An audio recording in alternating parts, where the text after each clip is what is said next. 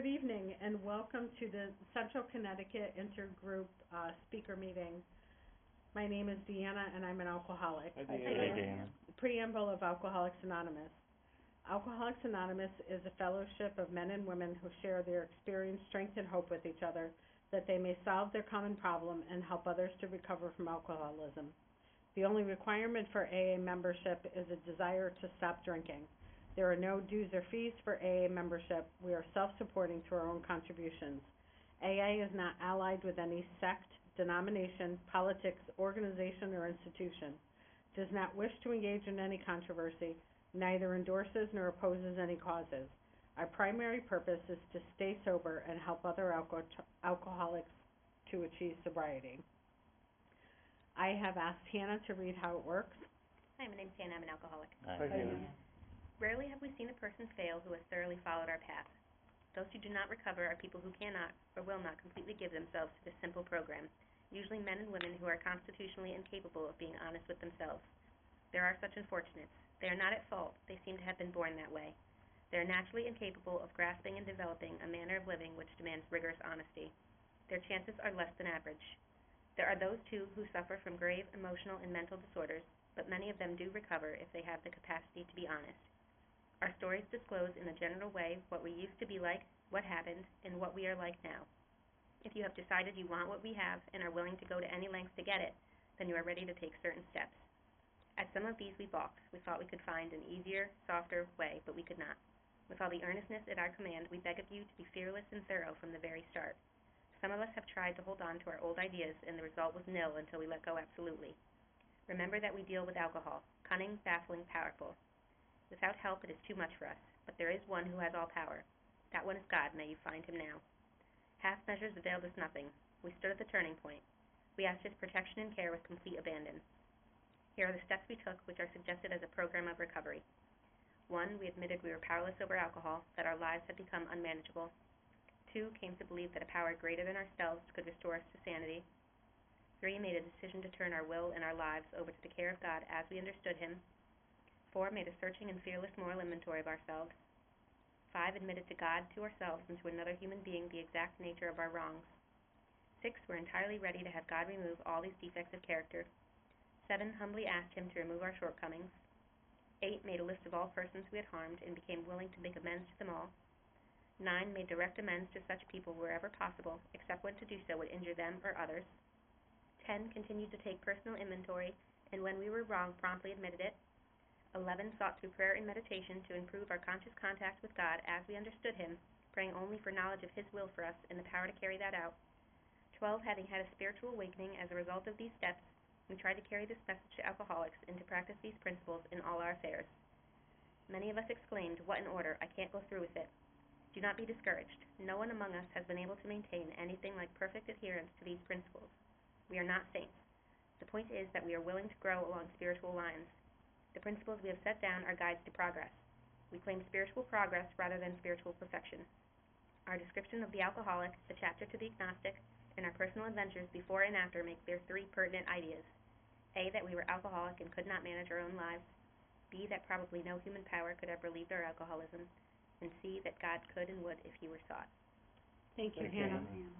And now I would like to introduce our speaker for tonight. We'd like to welcome Paul. Hi, everybody. My name is Paul. I am an alcoholic. Hi, Paul.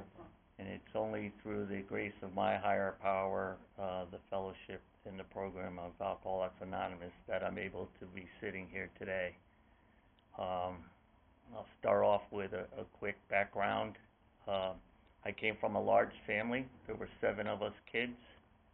My mother died when I was 9 years old, and that's when the issue started with alcohol. I didn't feel like the other kids. Everybody else had two parents, and I only had one. My dad did the best he could. He had to work, and he did a lot of great things for us. But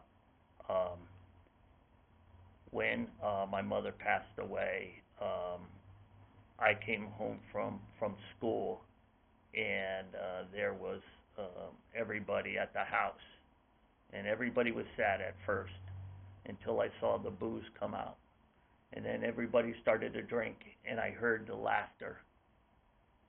And I said, that's what I want. I want the pain to go away.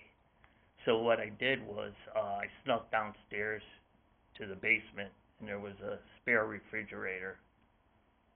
And I opened up a couple of beers, and I had a couple of beers, and I got that feeling, that good feeling, that take away the pain feeling. And I sort of forgot, why I was, what was going on. And that continued. That feeling less than, feeling not measured up to the rest of the people that I hung around with, that discomfort kept me drinking, Most of the time it was here and there at first.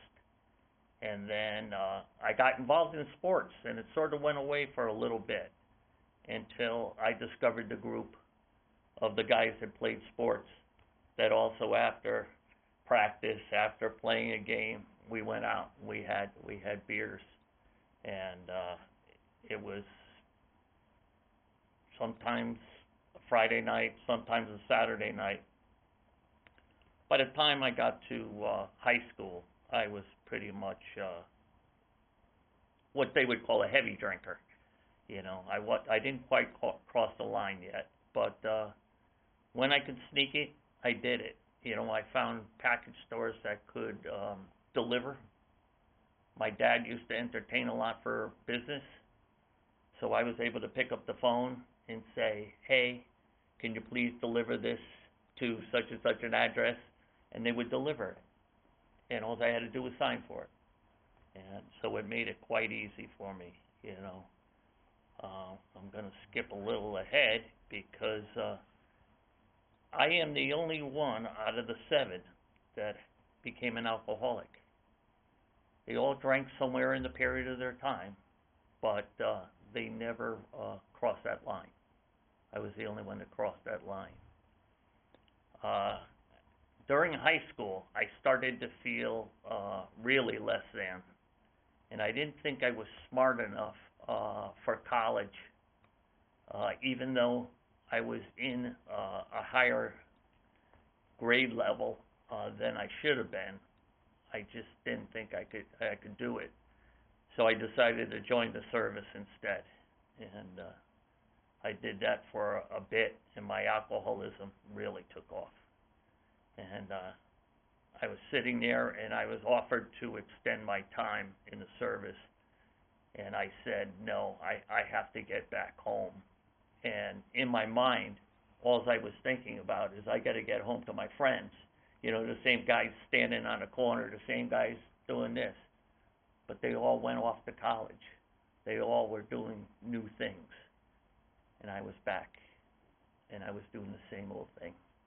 It was quite scary because I came back. I moved back in to my dad's house, and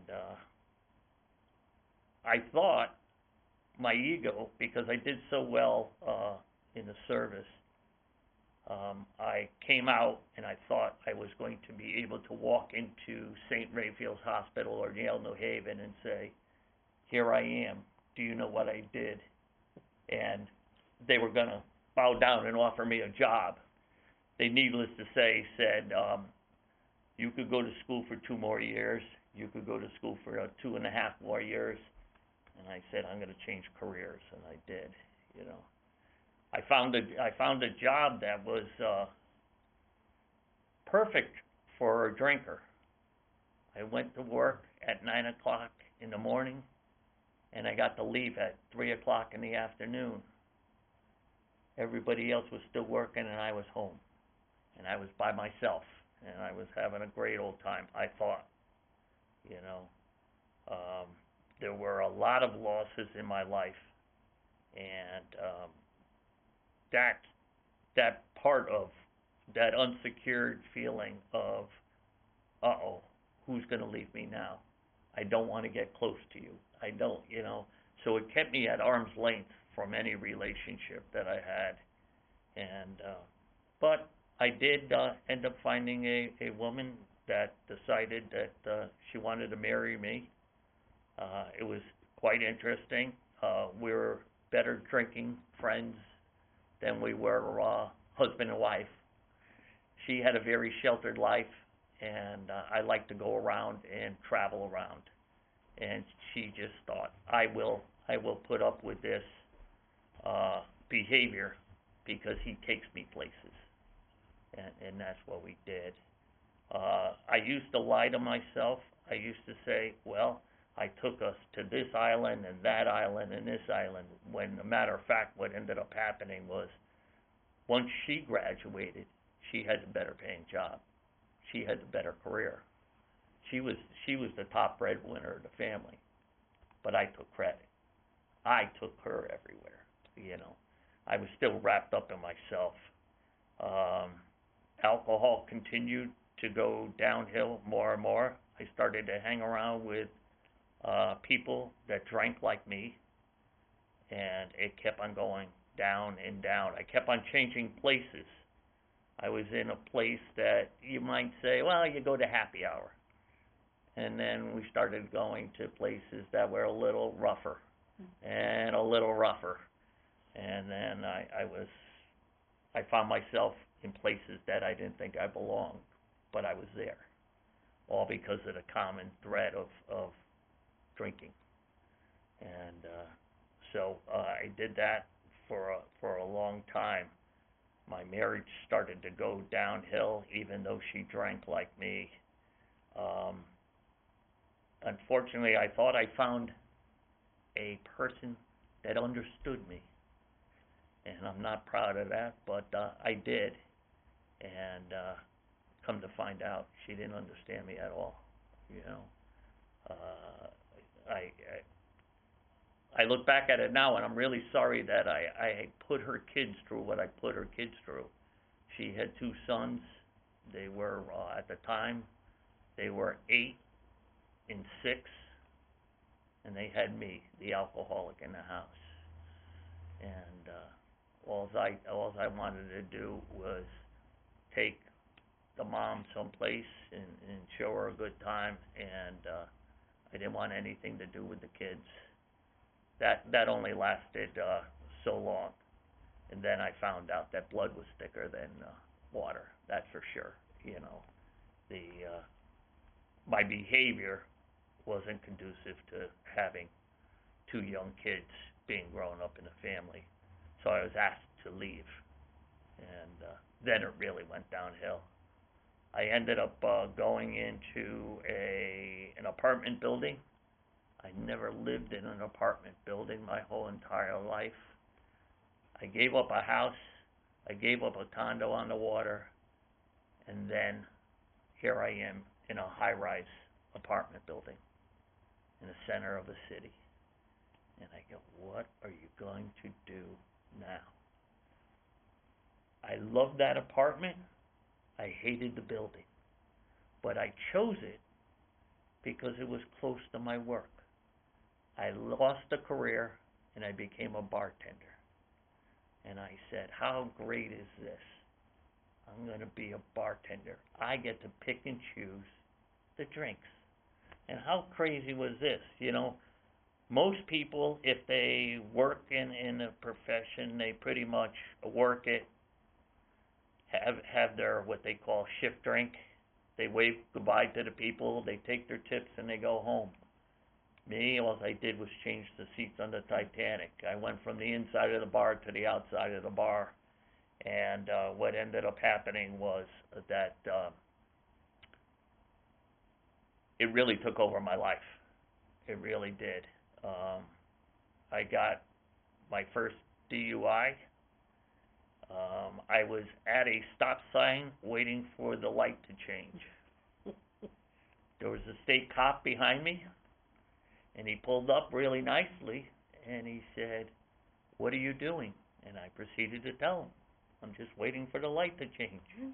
And when he told me that there was no light to change, I was in trouble, you know. He said, all right, let's get out and let's do a little test. And I did that test, and then shortly afterwards, I got another, DUI because, I started having stomach problems. And, when I was driving down the road, I noticed if I could just press on my stomach a little bit, the pain went away. And somebody on a cell phone saw me in distress. So they called the police to say that somebody's driving, but I think they're having a medical distress. Needless to say, when the lights went on and they pulled me over and went to check me out for a medical distress, I was in distress, all right, but it had nothing to do with the medical part of it at all, you know. So I had the two DUIs. I lost my license for a year, but me being me, I got so bad I couldn't even fill out paperwork. So after the year, I could have got my license back. Took me 5 years to get it back. You know, I started to go further and further downhill. I started to isolate with my drinking. I don't know if too many people could relate to being in an apartment with the shades pulled down and the doors locked when you're in an apartment building. You know, it's like, you know, when I think about it, it's crazy, you know. I'll tell a quick story. I used to have it where they would check in on your conditions of your apartment, make sure you had food, make sure it was clean, make sure you didn't break anything. So I'd come in from the bar and there's one of those little yellow tags on my door saying, tomorrow morning we will be coming in to do a little apartment thing. So I said, okay. And I cleaned up, you know, the best I could with the condition I was in. And, but what I ended up doing was I ended up taking all the vodka bottles and putting them in the freezer. Because I said that's where it belongs. It stays ice cold. And they always reach for my cabinets. So I went, okay. And sure enough, they opened up the cabinets, and then they opened up the refrigerator, and I went, uh-oh. And they closed the refrigerator, and they saw some food there, and they said, okay, the place is fairly neat. You didn't break anything. Have a nice day. And I was just like a little kid that found the cookies in the cookie jar. I said, they didn't even check the refrigerator. Where else would I put my booze? You know, and this is the crazy thinking. This is the thinking that went on in this alcoholic's mind. It was pretty incredible now that I look back at it. And the great part about it was I started to get really sick. I was having appendicitis attacks, and I didn't realize it. I didn't even know what it was. I just thought I found hell. I really did. There was stuff that was coming out of me that I had no clue on what it was. And I got really sick. And I called up a couple of friends of mine, and I said, hey, I think I'm having appendicitis attack. And they said, well, I'm over in such and such a town. I can't get there, blah, blah, blah. So I ended up calling a boss of mine that was around the corner from the apartment that just fired me a couple of weeks ago. And I said, listen, I need to go to the hospital. You're the only one I know that's local. And he said, yeah, what's going on? I said, I'm having an appendicitis attack. He says, I'll swing by, pick you up. Just try to work your way down. So I worked my way to the first floor, and I got in his car, and still in that denial state. We drove to the hospital. He brought me right to the ER, and he says, hold on a second, I'm dropping you off, and then I'm going to park the car. I said, don't be ridiculous. I'll see you tomorrow morning, you know? And that's what I thought. I thought I was just going to go in, and everything was going to be okay. And what ended up happening is I ended up spending 24 days in a medical coma, which I thought I was asleep for a couple of days.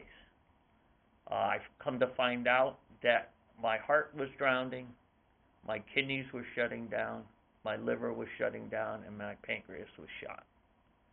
And I still didn't get the grasp of how bad this really was. One of the last things I did remember when I got to the ER, and this is where I know my higher power was working in my life, that I didn't know when he was even there or if he was there.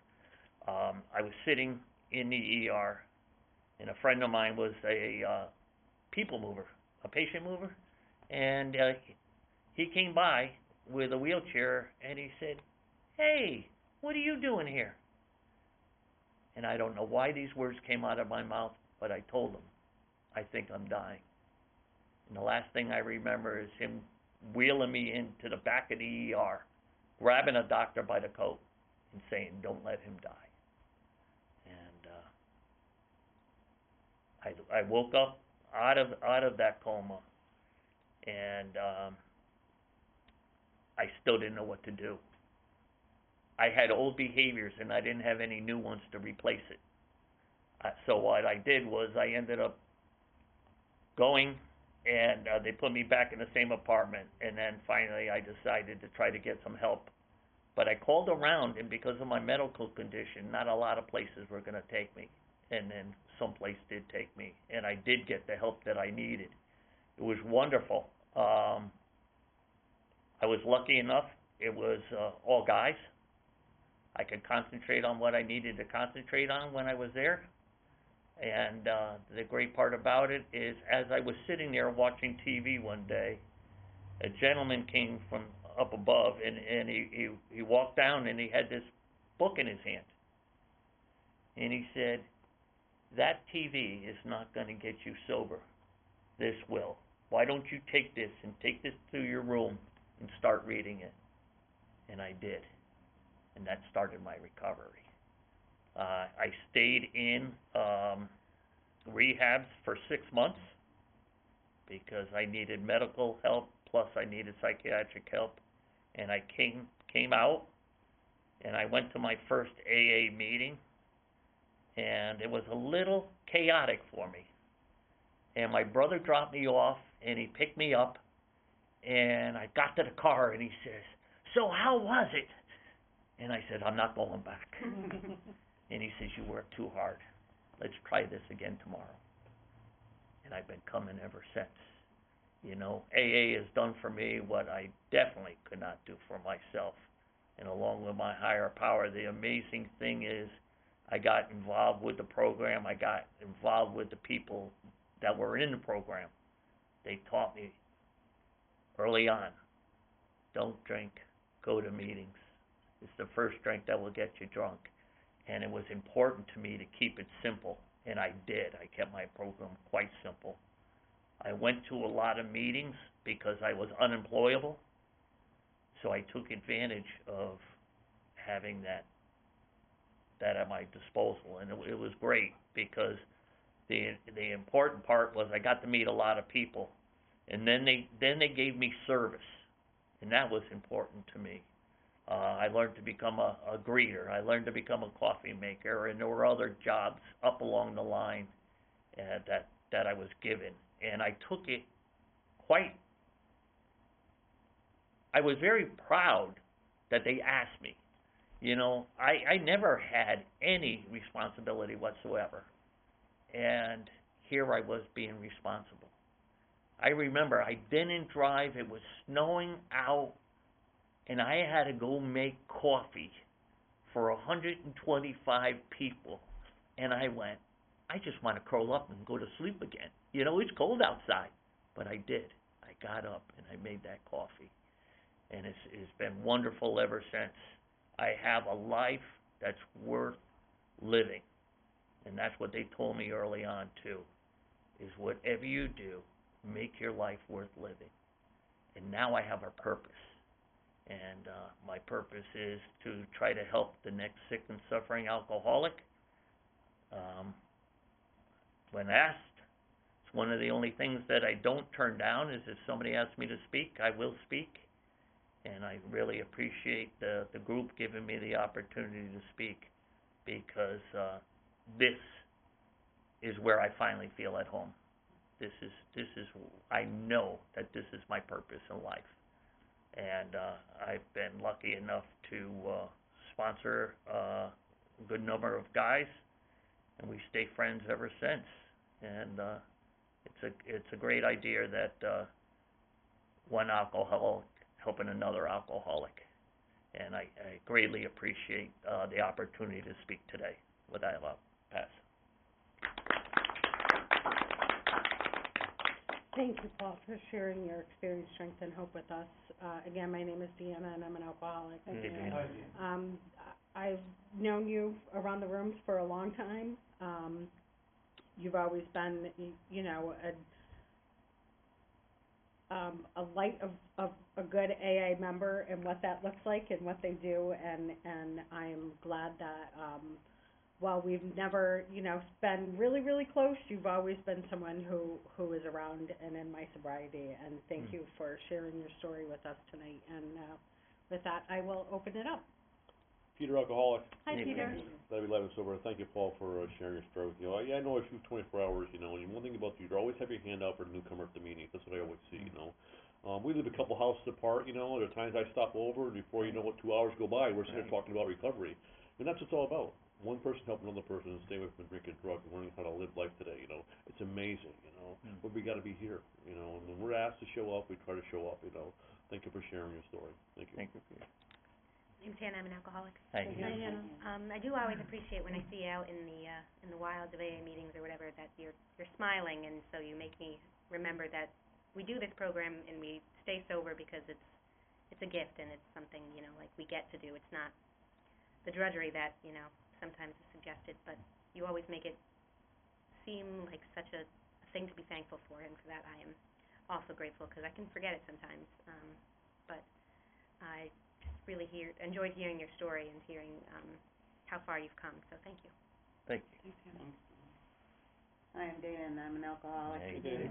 And Paul, I was so happy to hear that you were speaking. I always, as was said, you always have a smile on your face. Your hand is always out to the newcomer, and it's just always great to see you. And this is the second time I've heard your story in a short while, and it's always great. It's just great to see you. So thanks. Thanks, Dan. Thank you, Dana. Hi, my name is Dave. I'm an alcoholic. Hey, Dave. Hey, Dave. Thanks for sharing, Paul. You know, when you're talking about isolation, that was always a big thing for me. You know, I made sure that I isolated, you know, because when you're talking about never getting too close to anybody, you know, because I would end up pushing people away. Once it got to a point where this was starting to be a serious relationship, and that, you know, and that was with anybody, you know, and, you know, I'd make sure I do something that would end that, you know, and going to bars, you know, as you said, you shouldn't belong there, you know. I went to those same bars, but I belong there, you know. And it's very good to hear. You know, I've never heard your story before, and I really appreciate you sharing tonight. Thank you. Thank you, Dave. Dave. Hi, my name's Lisa. I'm an alcoholic. Thank you. Hi, Lee. Paul, I love you. And that's all I'm going to say. Thank you. Yeah, I'm Cuppy, I'm an alcoholic. Hey, Cuppy. Sorry we're a little late, I had another situation, Michael's been kind enough to drive me around, but, I heard your story out at the day openers a while ago, and I don't know if you mentioned it there at the time, but we, come from bartending backgrounds. I did that for a living for a long time, when I couldn't find a job, whatever other kind of, I always found a way to tend bar. Yeah, so easy when you're saying, yeah, I just go around the other side, you know, and spent a lot of time doing that. But, you know, our paths are very different, but, you know, the way you drank and the way I drank, we ended up here because that's what we do, you know, and it becomes everything. So at the end of my drinking history, it was like, I say it at meetings, I was soul sick. I just didn't like who I was. I didn't like living in the skin I was living in. And I had a moment of clarity and picked up the phone, called the guy, and the guy says, "What do you want to do?" He was an alcohol counselor. He says, "Come on down." I said, I could barely dial the phone. What do you mean come down? So I, the following day, sat down with him, and he got me into the hospital, into a program. And they got me to AA, and I never looked back because That's where I was supposed to get it. And, I've been fortunate because, it's one of those things that I can always go back fondly and remember how it was like, I need help. I don't think anybody in here doesn't have that concept in their head, like, you know, I can't do this anymore. You know, I'm in trouble, you know, and eventually we have to reach out, so. And AA, the hand of AA was there, and, so now I'm trying to give it back little by little, and, this is my friend Michael, and he's, I'll let him talk. Thanks. Yeah, thank you, Guppy. Well, we're at the end of our meeting, and, I appreciate everybody for coming. If we can thank Paul one more time. Thank you, guys. Sorry, Michael, we have